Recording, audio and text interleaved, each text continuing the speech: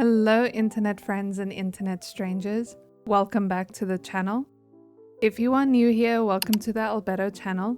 I'm Em.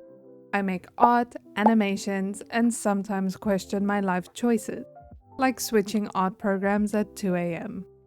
So let's jump straight into it. After years of exclusively using Clip Studio Paint, I have decided to move on.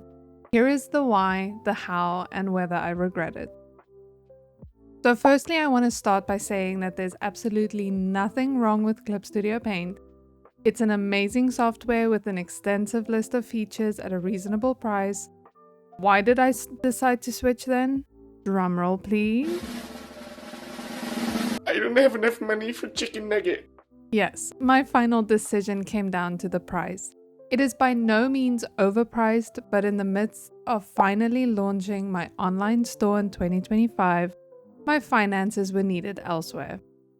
Is starting an official online art business in 2025 crazy? Yes. Am I doing it anyway? Also yes, because if I don't do it now, I never will.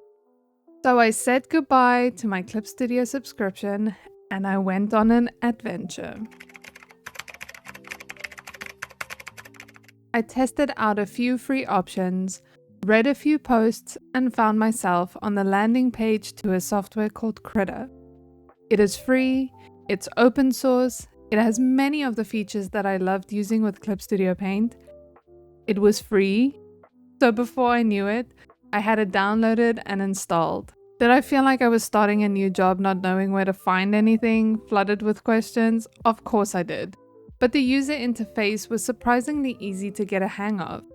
Features were located in places that just made sense, and anything else was solved with a quick Google search. I felt motivated to create again.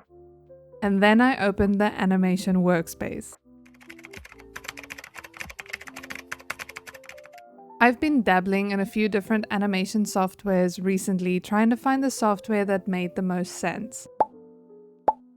However, when it came to short GIFs or animated emotes for Twitch, I always circled back to Clip Studio Paint as it gave me a greater overall quality above other softwares like Blender and OpenTune. This could be because I'm still learning both of those programs, but that's besides the point.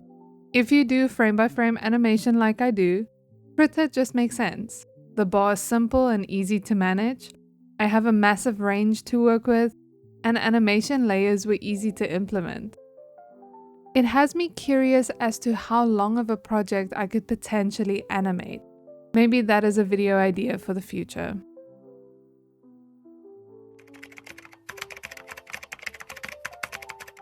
The biggest thing for me at the end was freedom, not just creative freedom, but also budget freedom.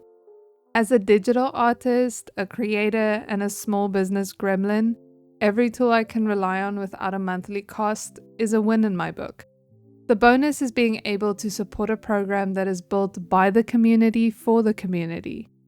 Now I am able to allocate my funds where it is more needed without jeopardizing the quality of my work. So do I think you should switch to Krita? Maybe. If you want a solid free art tool, it's definitely worth the shot. However, each artist will find a program that fits their needs.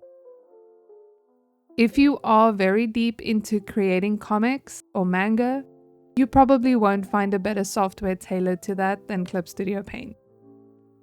And if you're just starting out, it doesn't really matter because you will be focused on the basics, which the majority of drawing softwares include, free or paid. The nuances come later. So there you have it. If you made it this far, I'll let you in on a secret. I almost stopped this video just after the meme because I felt like that was enough said, but I convinced myself that maybe someone would actually find value in what I had to say. So here we are. Let me know in the comments what software you use, if you recommend something else, or just what you're working on at the moment. I love when I get to interact with you guys. And if you did like the video or you didn't like the video, you can let me know that as well. Keep being creative, my friends, and I'll see you in the next one. Bye!